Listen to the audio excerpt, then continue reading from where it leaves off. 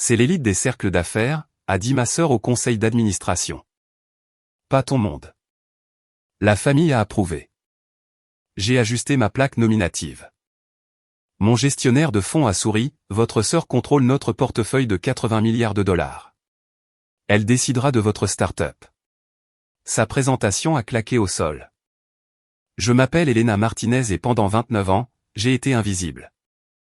La sœur aînée qui ne parvenait pas à percer dans la technologie, tandis que ma sœur cadette, Sophia, devenait la coqueluche de la Silicon Valley. L'échec qui travaillait dans une fondation ennuyeuse pendant que Sophia levait des millions pour sa start-up d'IA. La déception qui vivait tranquillement tandis que le visage de Sophia apparaissait sur les couvertures de magazines. Ce que personne dans ma famille ne savait, c'est que pendant les 7 dernières années, j'avais été la directrice des investissements de Apex Frontier Capital. Un fonds de capital risque de 80 milliards de dollars qui avait soutenu 23 licornes et contrôlait plus de capital de démarrage que tout autre fonds privé en Amérique du Nord.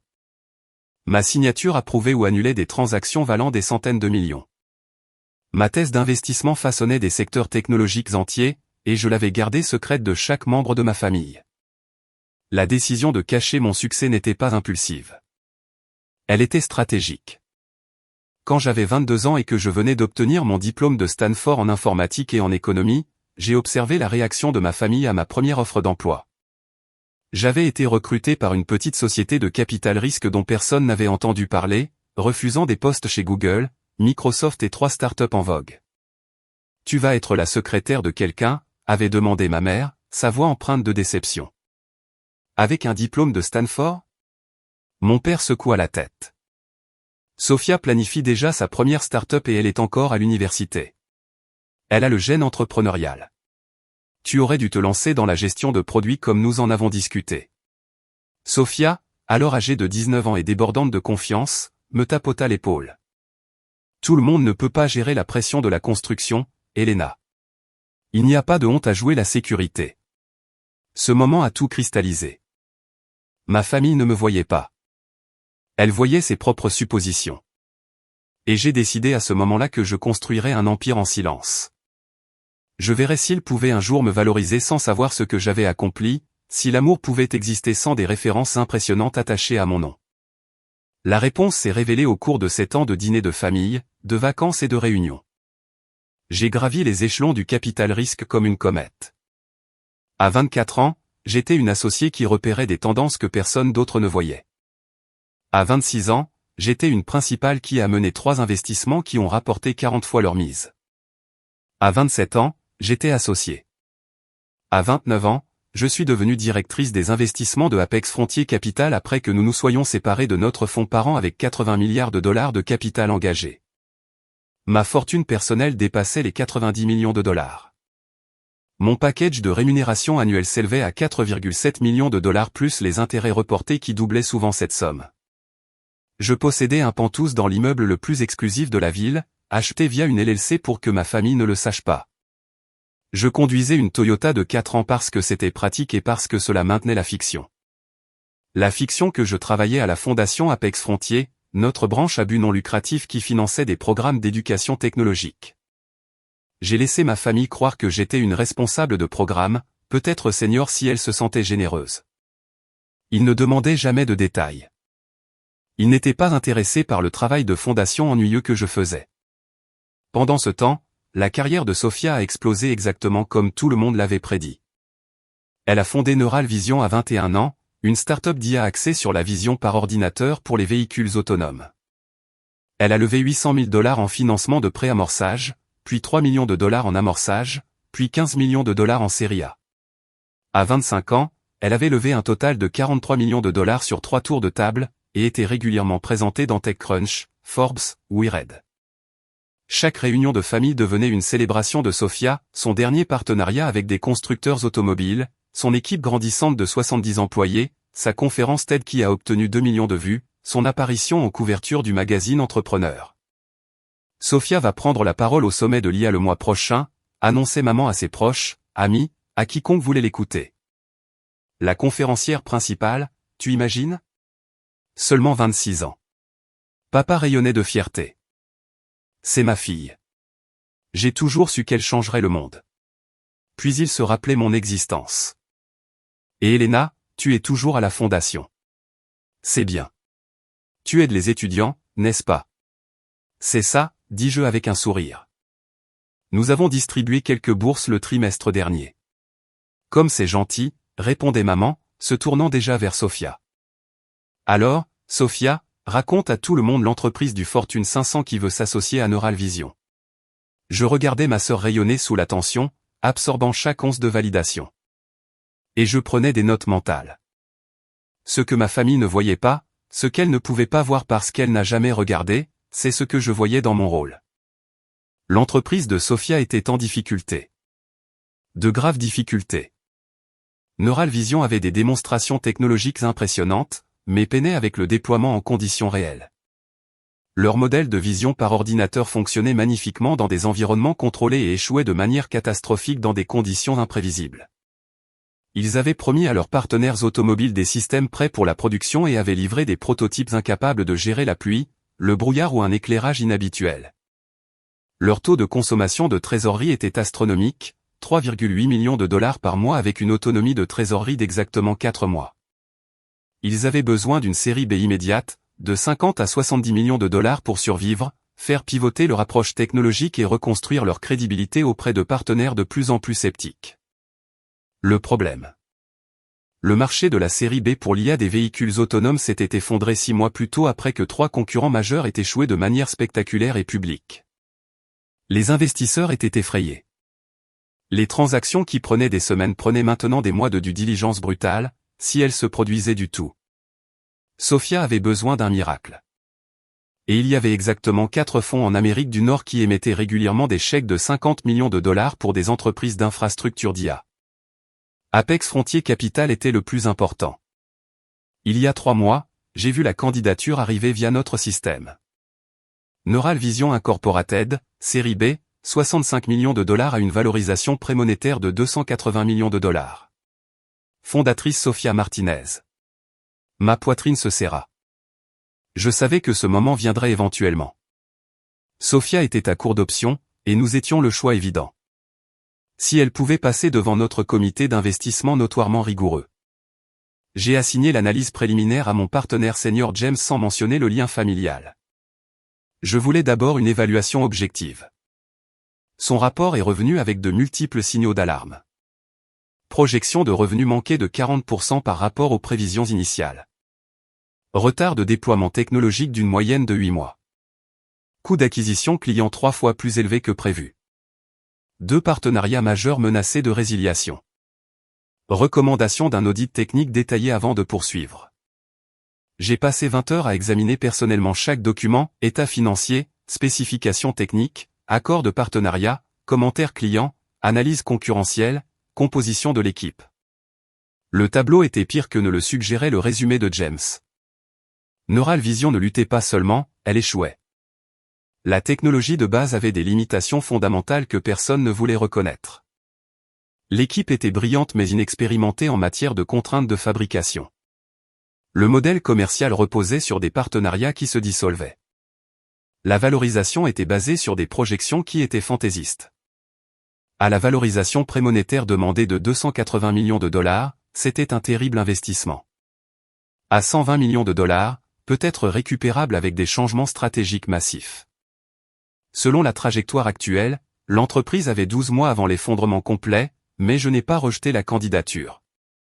J'ai programmé la présentation pour notre réunion du comité d'investissement du jeudi. Je voulais voir comment cela allait se dérouler. La semaine précédant la réunion, Sophia était insupportable au dîner de famille. Elle avait amené son CTO, un type vif nommé Derek, qui a passé le repas à citer des partenariats avec des géants de l'automobile. Jeudi est le grand jour, a annoncé Sophia, vibrant pratiquement d'excitation. Nous allons présenter notre projet à Apex Frontier Capital. C'est le fonds le plus sélectif du capital risque. Si nous réussissons, nous parlerons de statut de licorne garantie dans les 18 mois. Maman lui a attrapé la main. Oh, ma chérie, je suis si fier. Tu as tellement travaillé pour ça. Sophia me jeta un regard avec une pitié à peine dissimulée.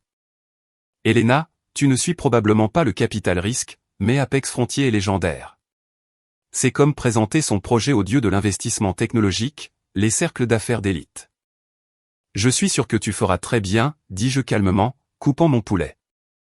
Derek se pencha en avant, la confiance suintant. La plupart des fonds tueraient pour investir dans la vision neuronale. Notre technologie a des années d'avance sur la concurrence. Le jeudi consiste vraiment à choisir le bon partenaire qui comprend notre vision. Papa leva son verre de vin à Sophia, la fille qui change réellement le monde. Je pris une gorgée d'eau et ne dis rien, mais je pensais déjà à l'audit technique que nous avions commandé à 3 chercheurs indépendants en IA. Leur rapport confidentiel était dans mon bureau, en sécurité. L'architecture de Neural Vision présente des limitations fondamentales dans la gestion des cas extrêmes.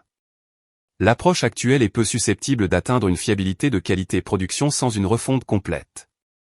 Personne à cette table ne savait que j'avais lu ce rapport une douzaine de fois. Personne ne savait que j'avais personnellement examiné les dépôts de code, parlé à d'anciens employés, interviewé des partenaires frustrés. Personne ne savait que dans 6 jours, je serais la personne qui déciderait si l'entreprise de Sophia vivrait ou mourrait. Laissez un commentaire et dites-moi d'où vous regardez ce soir. Le jeudi matin arriva, froid et clair. Je m'habillai de mon uniforme habituel pour le conseil d'administration, tailleur pantalon Armani noir, montre Bulgari, puce de diamants qui coûtait plus cher que les impôts fonciers annuels de ma famille. L'autorité professionnelle sans ostentation. Les bureaux d'Apex Frontier occupaient tout le 63e étage du plus haut immeuble de la ville. Fenêtres du sol au plafond, design minimaliste, murs affichant les fiches de nos investissements les plus légendaires. Des entreprises qui avaient commencé dans des garages et valaient maintenant des milliards. Notre salle de conférence principale pouvait accueillir 30 personnes mais semblait intime grâce à une conception soignée. Table en acajou de 7,5 mètres, chaises en cuir coûtant $4000 chacune, technologie de présentation intégrée et éclairage conçu pour que tout le monde ait l'air sous son meilleur jour tout en révélant chaque tic nerveux. À 13h45, je pris ma place en bout de table. Ma plaque nominative était placée bien en évidence au centre, Elena Martinez, directrice des investissements. Mes 5 partenaires s'installèrent des 2 côtés. James, mon second, qui était dans le capital risque depuis 23 ans. Linda, spécialisée dans les investissements en IA et en apprentissage automatique. Robert, qui gérait les opérations de portefeuille et pouvait repérer les problèmes opérationnels à des kilomètres. Kenji, notre expert technique avec un doctorat en vision par ordinateur. Et Sarah, qui gérait les relations avec les commanditaires, LP, et comprenait mieux la dynamique du marché que quiconque j'avais rencontré. À 13h58, mon assistant, Michael, fit entrer Sophia et Derek dans la salle de conférence. J'observais l'entrée de Sophia. Elle portait un tailleur de créateur élégant, se tenait avec une confiance exercée et rayonnait le genre d'assurance qui vient d'être dit, « Tu es exceptionnel ». Depuis l'enfance, Derek suivait, tout aussi soigné, tout aussi confiant. Aucun d'eux ne me regarda directement. J'étais éclairé par derrière par les énormes fenêtres situées à l'extrémité de la table, juste un autre investisseur dans une pièce pleine d'investisseurs. Sophia installa son ordinateur portable, souriant aux partenaires. Bonjour à tous. Merci beaucoup pour cette opportunité. Je suis Sophia Martinez, fondatrice et PDG de Neural Vision, et voici Derek Chin, notre CTO. Nous sommes absolument ravis d'eux. Avant de commencer, James l'interrompit doucement. Permettez-moi de présenter le comité d'investissement d'aujourd'hui. Je suis James Morrison, associé gérant senior. À ma gauche, Linda Chin, associée spécialisée dans l'IA et l'apprentissage automatique. Robert Nakamura, associé pour les opérations de portefeuille.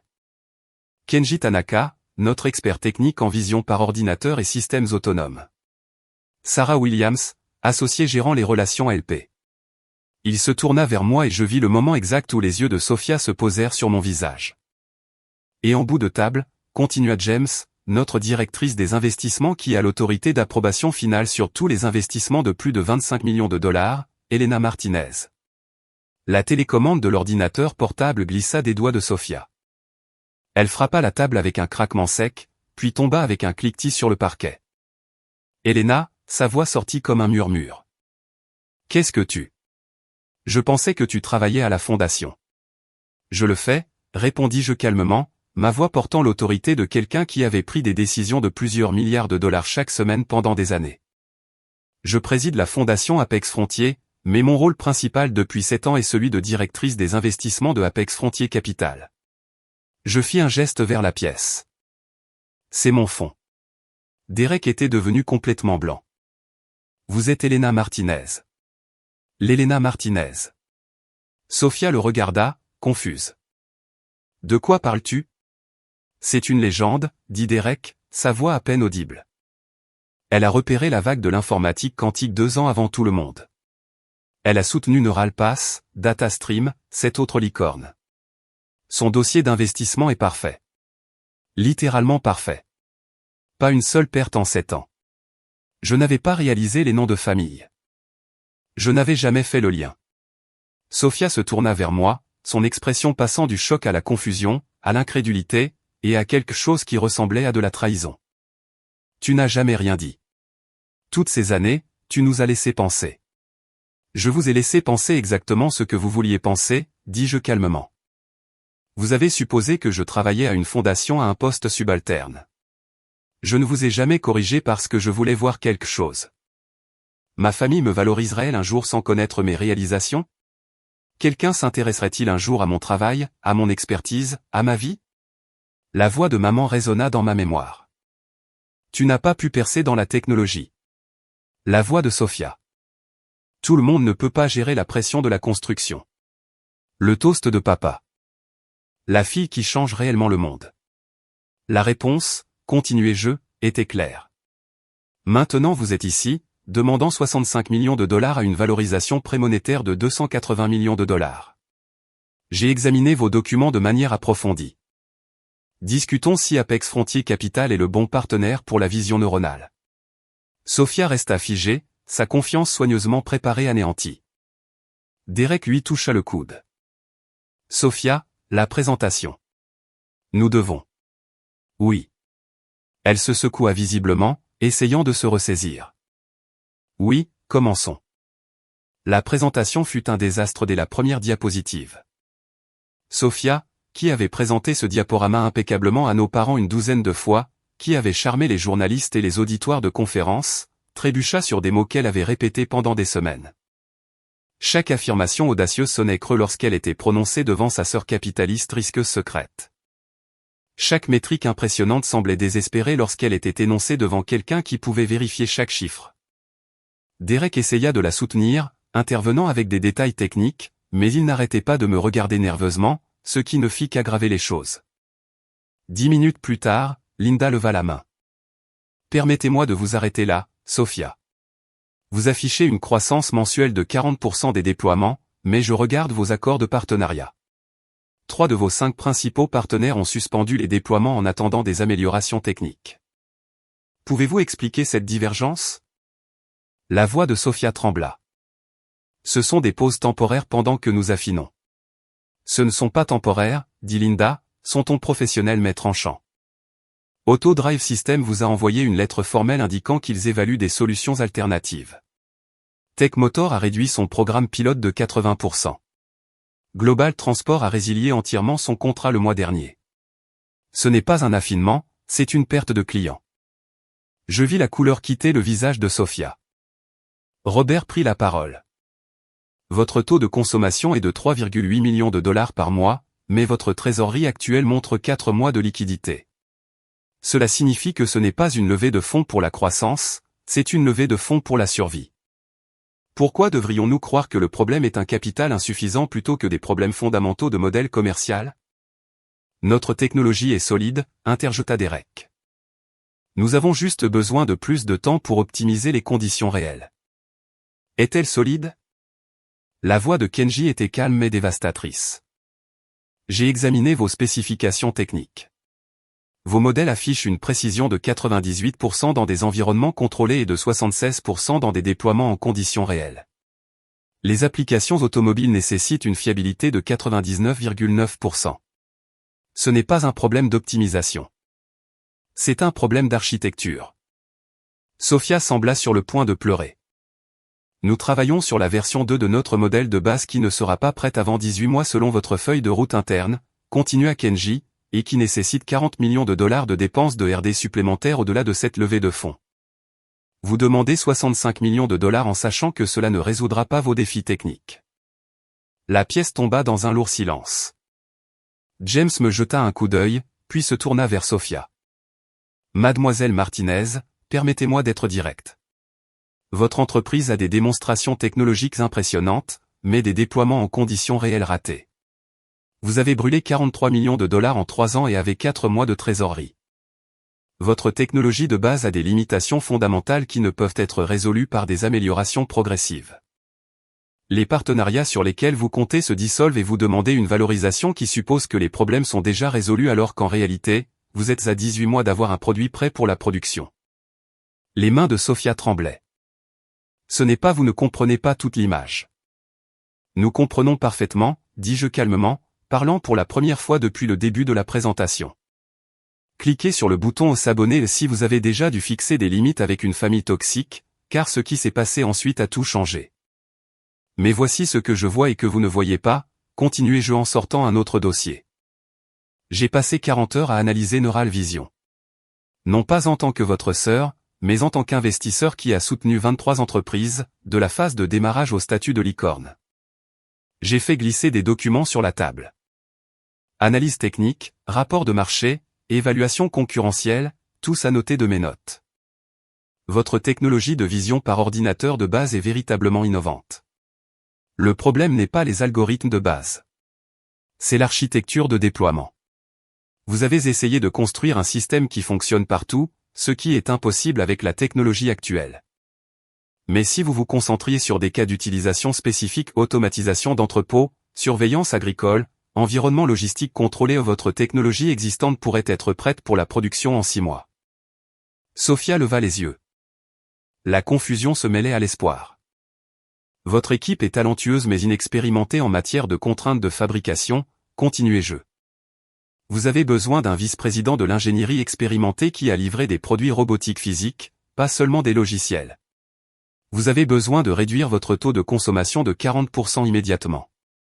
Cela signifie des licenciements de personnes travaillant sur le pivot des véhicules autonomes qui ne réussira pas. Vous avez besoin de réinitialiser les attentes avec les partenaires restants ou de les laisser complètement tomber.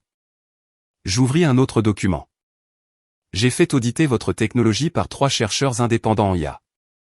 Leur conclusion, l'approche actuelle n'atteindra pas la fiabilité de qualité automobile sans une refonte fondamentale nécessitant 18 à 24 mois et 60 à 80 millions de dollars.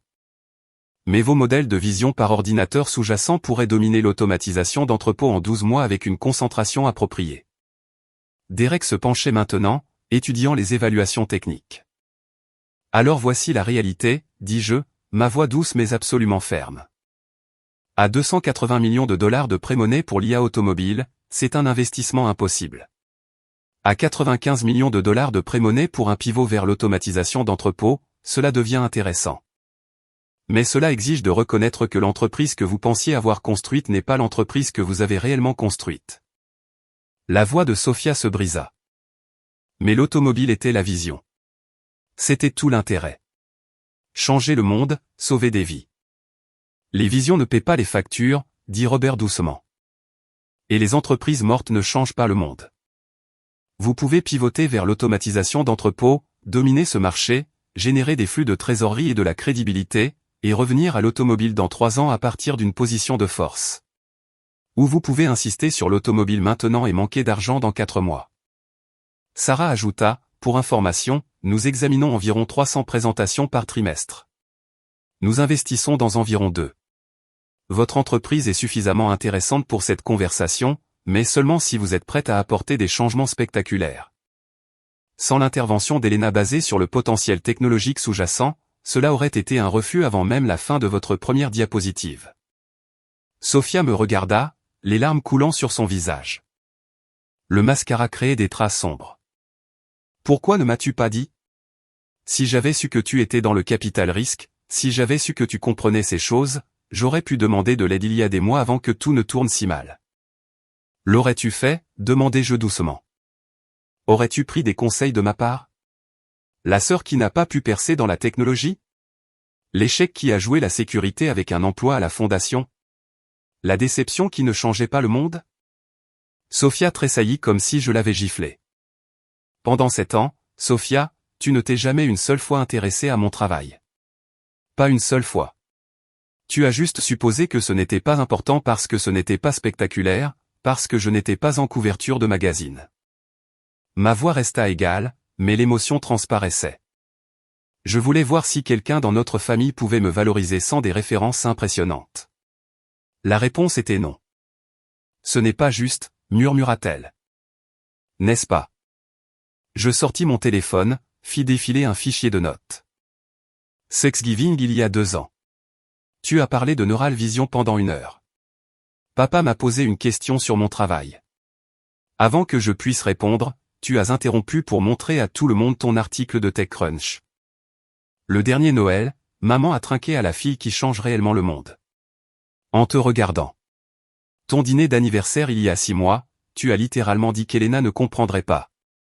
C'est l'élite des cercles d'affaires. Il y a 3 semaines au brunch du dimanche, tu as dit que je ne suivais probablement pas le capital risque parce que ce n'était pas mon monde. Chaque exemple eut un impact visible. Le visage de Sophia se froissa. Je ne dis pas cela pour être cruel, dis-je plus doucement maintenant. Je le dis parce que vous devez comprendre que le succès ne consiste pas seulement à construire des technologies. Il s'agit de construire du caractère, de traiter les gens avec respect, peu importe ce que vous pensez qu'ils peuvent faire pour vous. Il s'agit de reconnaître la réalité au lieu de simuler le succès. Derek fixait la table, sa confiance précédente complètement brisée. Mais voici ce que j'offre, continuai-je. Non pas en tant que votre sœur, mais en tant qu'investisseur qui croit que votre technologie sous-jacente mérite d'être sauvée. Apex Frontier Capital investira 32 millions de dollars à une valorisation prémonétaire de 95 millions de dollars, mais cela s'accompagne de conditions non négociables. J'ai fait glisser un term sheet sur la surface d'Acajou. Premièrement, vous pivotez entièrement vers l'automatisation d'entrepôts dans les 60 jours. Cela signifie licencier toutes les personnes travaillant sur les applications automobiles, soit environ 30 personnes.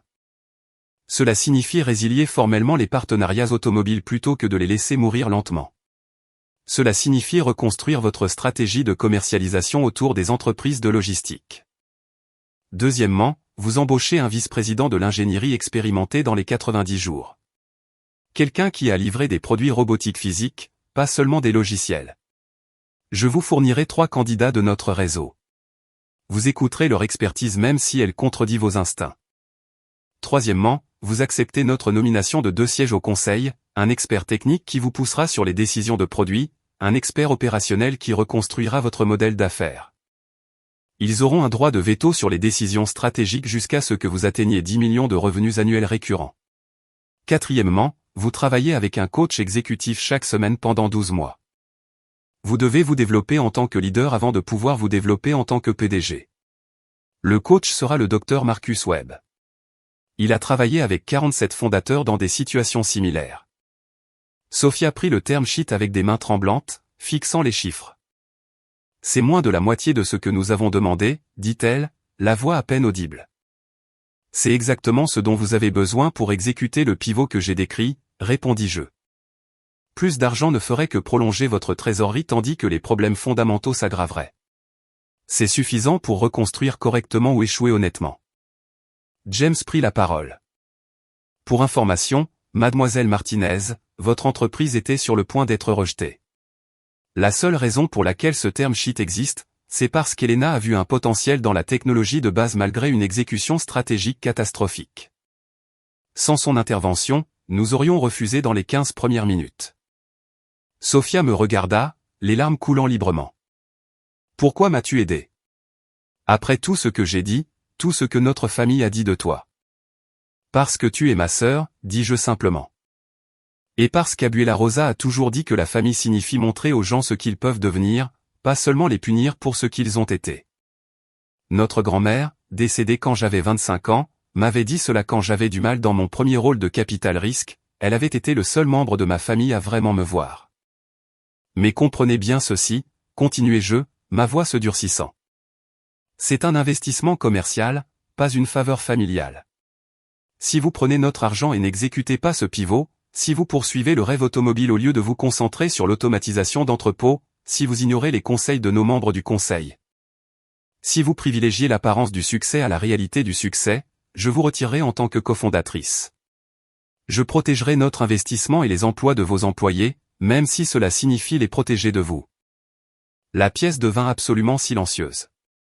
Sofia essuya ses yeux, étalant encore plus de mascara. C'est juste. Vous avez 72 heures pour décider, dis-je. Parlez à Derek. Parlez à votre conseil d'administration existant. Faites les calculs honnêtement. Réfléchissez si vous êtes prête à admettre que l'entreprise que vous avez imaginée n'est pas l'entreprise que vous devez construire. Et Sofia, elle rencontra mon regard. Votre technologie mérite d'être sauvée. La question est de savoir si votre ego vous permettra de la sauver. La réunion se termina. Derek porta pratiquement Sofia dehors, tout son langage corporel rayonnant de choc et de dévastation. Après leur départ, Linda se tourna vers moi. C'était brutal. Tu vas bien? Je vais bien, dis-je honnêtement. Cette conversation devait avoir lieu d'une manière ou d'une autre. Penses-tu qu'elle acceptera l'offre? Demanda Robert. 60 contre 40 en faveur, dis-je. Elle est assez intelligente pour savoir que c'est sa meilleure option, mais la fierté est une drogue puissante. Kenji hocha la tête lentement. Pour ce que ça vaut, Elena, c'était magistral. Tu as été honnête sans être cruelle, ferme sans être vindicative. C'est pourquoi tu es la meilleure dans ce que tu fais. Je rassemblai mes affaires et retournai à mon bureau. La ville s'étendait 63 étages plus bas. Des millions de personnes luttant pour construire quelque chose de significatif. Mon téléphone sonna 40 minutes plus tard. Le numéro de maman. J'ai failli l'envoyer à la messagerie vocale, mais j'ai répondu. Elena. La voix de maman était tendue, furieuse. Sofia vient de nous raconter ce qui s'est passé. Comment as-tu pu humilier ta sœur devant son équipe, la faire se sentir comme un échec? Elle est dévastée. Je lui ai donné un feedback honnête sur son entreprise. Maman, c'est mon travail. Tu aurais pu nous dire toutes ces années, nous laissant penser que tu travaillais juste dans une fondation. Je vous ai laissé penser ce que vous m'avez montré que vous croyez, dis-je calmement. Que mon travail ne valait pas la peine d'être interrogé. Que mes réalisations n'avaient pas d'importance. Que Sofia était la seule fille digne d'être célébrée. Ce n'est pas vrai. C'est vrai, maman, et tu le sais. Combien de fois as-tu posé des questions sur ma carrière? Vraiment? Demandez et écoutez la réponse au lieu d'attendre de reparler de Sofia. Silence. J'offre à Sofia la meilleure offre qu'elle puisse obtenir, continuai-je. J'utilise ma réputation professionnelle pour soutenir son entreprise malgré de graves problèmes. Je lui donne accès à une expertise que la plupart des fondateurs n'obtiennent jamais. Je le fais parce que c'est ma sœur et je crois qu'elle peut devenir le leader dont son entreprise a besoin. Mais je ne soutiendrai pas ses illusions et je ne ferai pas semblant que son entreprise réussit quand elle échoue. Tu es vindicative, dit maman. Mais sa voix avait perdu sa conviction. Non, maman. Je suis honnête. Il y a une différence. Sofia a 72 heures pour décider si elle veut sauver son entreprise ou sauver son ego. C'est son choix. J'entendis la voix de papa en arrière-plan, en colère et étouffée. Papa veut te parler. Maman dit, je sais ce que papa veut dire. Que je devrais soutenir la famille inconditionnellement. Que Sofia mérite mieux de sa sœur. Que je suis cruel. Eh bien, dis à papa ceci, j'ai passé 29 ans à le regarder célébrer chaque réussite de Sofia tout en traitant les miennes comme invisibles. Je l'ai regardé investir dans ses entreprises sans jamais poser de questions sur ma carrière. J'ai assisté à d'innombrables toasts à la fille qui change réellement le monde tout en étant traitée comme la fille qui s'est contentée de la sécurité. Ma voix resta égale, mais l'émotion transparaissait. Alors, non, je ne me soucie pas particulièrement de ce que papa pense de la façon dont je gère mon fonds ou évalue les investissements. Il a perdu le droit à mon respect professionnel il y a environ 7 ans. Elena, c'est. J'ai un autre appel, maman. Si Sofia veut discuter du term sheet, elle a le numéro de mon bureau. Le numéro de mon vrai bureau, que personne d'entre vous n'a jamais pris la peine de demander. J'ai raccroché et j'ai regardé par la fenêtre les lumières de la ville commencer à briller au crépuscule. Les 72 heures suivantes furent un silence radio. Je me suis plongé dans le travail, réunion du conseil d'administration des sociétés de portefeuille, évaluation de 3 nouvelles propositions, session stratégique avec mes partenaires sur les tendances du marché. Je ne consultais pas mon téléphone de manière obsessionnelle. Je ne rafraîchissais pas ma boîte de réception toutes les 5 minutes. J'avais fait mon offre. Sophia accepterait la réalité ou non. Lundi après-midi, Michael fit irruption dans mon bureau. Elena. Sophia Martinez est là. Elle dit qu'elle a besoin de vous parler. Faites-la entrer. Sophia entra dans mon bureau, l'air de ne pas avoir dormi depuis des jours. Pas de maquillage, les cheveux attachés en une queue de cheval désordonnée, un jean et un sweatshirt de Stanford au lieu de sa tenue de présentation habituelle. Elle ressemblait plus à la petite sœur dont je me souvenais de l'enfance qu'à la PDG qui avait fait la couverture des magazines. Elle se tint devant mon bureau et, pendant un long moment, aucune de nous ne parla. « J'accepte l'accord, dit-elle finalement.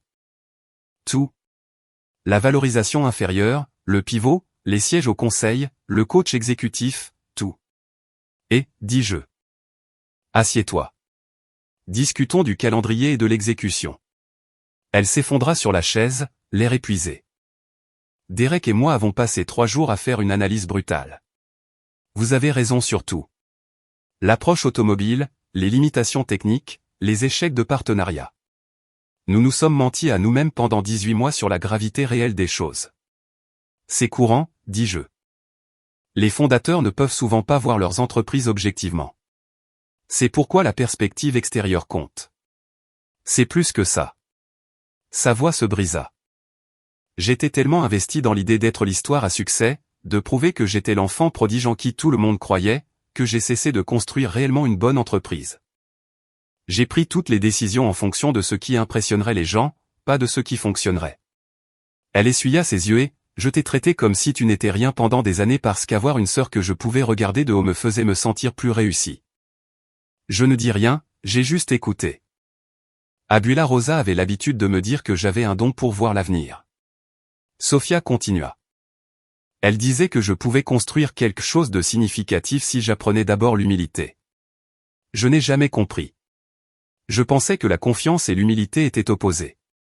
Elles ne le sont pas, dis-je doucement. La confiance, c'est croire en ses capacités. L'humilité, c'est reconnaître ses limites. Il faut les deux pour construire quelque chose de durable. Sophia hocha la tête, les larmes coulant. Je ne mérite pas ton aide. Je ne mérite pas le pardon, mais je veux que tu saches que je vais faire le travail. Le pivot, le coaching, écouter les membres du conseil, non pas pour te prouver quelque chose à toi, ou à maman, ou à papa, mais pour me prouver quelque chose à moi-même. C'est la bonne raison, dis-je. Je sortis un dossier de mise en œuvre que j'avais préparé pendant le week-end parce que malgré tout ce que j'avais su, elle accepterait l'accord.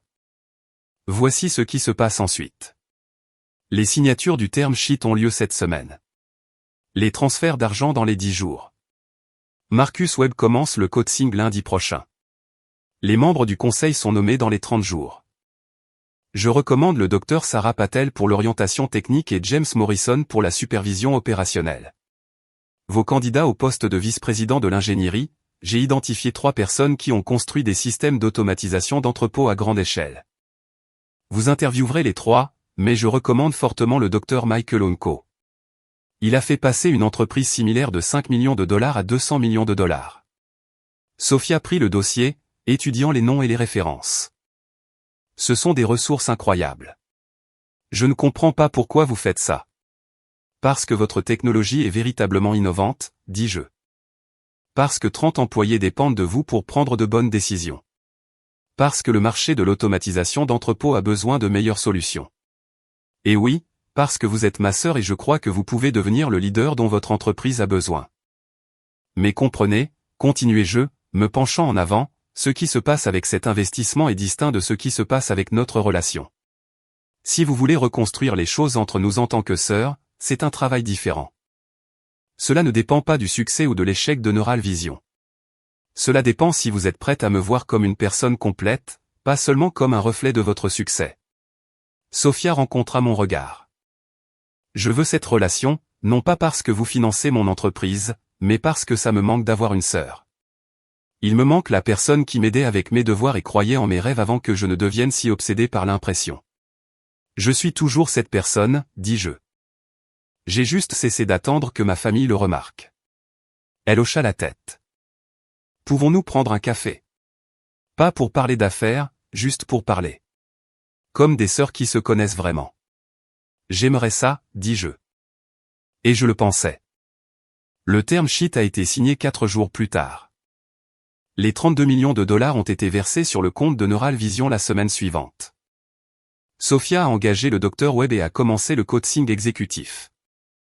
Le Dr Patel et James ont rejoint le conseil d'administration et ont immédiatement commencé à pousser Sophia dans des directions inconfortables mais nécessaires. Le pivot a été brutal.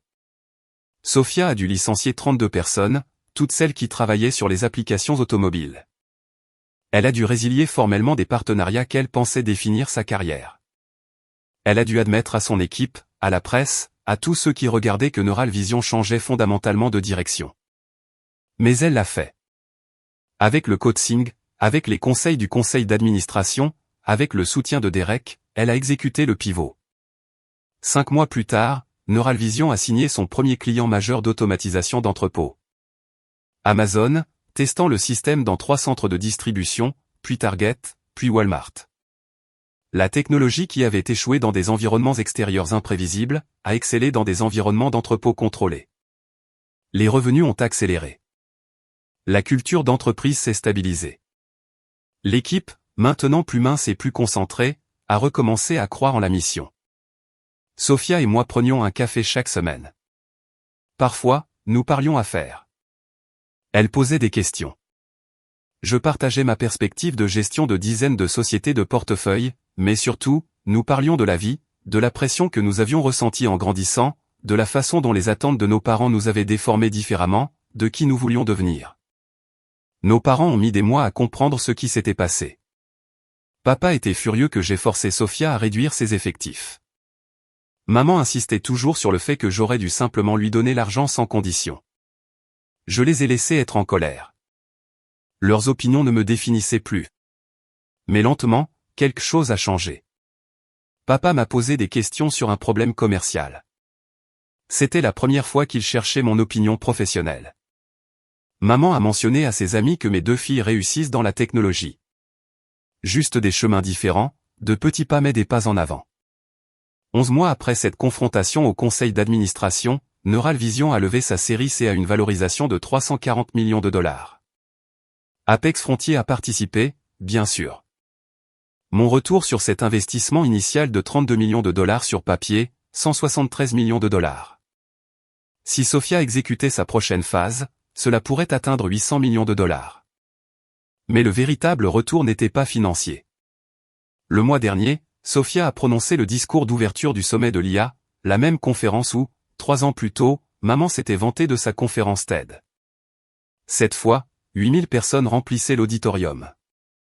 Son sujet, le pivot qui a sauvé mon entreprise, pourquoi admettre l'échec est la première étape vers le succès. Elle a raconté toute l'histoire. Les chiffres en difficulté, la levée de fonds désespérée, le conseil d'administration où sa sœur capitale risqueuse secrète contrôlait la décision. Le feedback dévastateur, le pivot douloureux, la croissance qui est venue de la reconnaissance de la réalité. La meilleure chose qui soit jamais arrivée à mon entreprise, a-t-elle dit de cette immense scène, c'est que quelqu'un m'ait suffisamment aimé pour me dire la vérité. Même lorsque cette vérité a détruit l'histoire sur laquelle j'avais construit mon identité. Même lorsque cela signifiait affronter toutes les suppositions que j'avais faites sur le succès. Elle a fait une pause, me regardant directement là où j'étais assise au premier rang. Elena, ma sœur, mon investisseur, mon membre du conseil le plus exigeant. Merci d'avoir vu ce que mon entreprise pouvait devenir. D'avoir cru que je pouvais devenir le leader dont elle avait besoin, et de ne jamais avoir abandonné moi en tant que sœur, même quand je t'avais donné toutes les raisons de le faire. 8000 personnes se sont levées et ont applaudi. Je suis resté dans mon bureau ce soir-là, regardant l'enregistrement de son discours et pensant à Abula Rosa, à la façon dont elle avait toujours dit que le vrai succès signifiait élever les autres, pas les écraser. À la façon dont elle avait cru en nous deux différemment mais également. J'espère que je vous ai rendu fier, Abuela, ai-je murmuré. Mon téléphone a vibré. SMS de Sophia. Dîner du dimanche chez moi. Je cuisine et je veux entendre parler de ta semaine pour une fois. Vraiment l'entendre. Si vous avez déjà dû vous éloigner de personnes qui ne voyaient pas votre valeur, ou fixer des limites qui semblaient impossibles, Ou construire un succès malgré le fait que tout le monde vous avait rayé? Racontez-moi votre histoire dans les commentaires. Qu'auriez-vous fait? Est-ce que quelque chose de tout cela vous semble familier? Parce que parfois, le plus grand cadeau que vous puissiez faire à quelqu'un n'est pas l'argent, l'opportunité ou les relations. C'est l'honnêteté. Surtout quand cette honnêteté brise la fiction confortable dans laquelle il vivait. Et parfois, être de la famille signifie se soucier suffisamment pour laisser quelqu'un échouer afin qu'il puisse apprendre à réussir pour de vrai.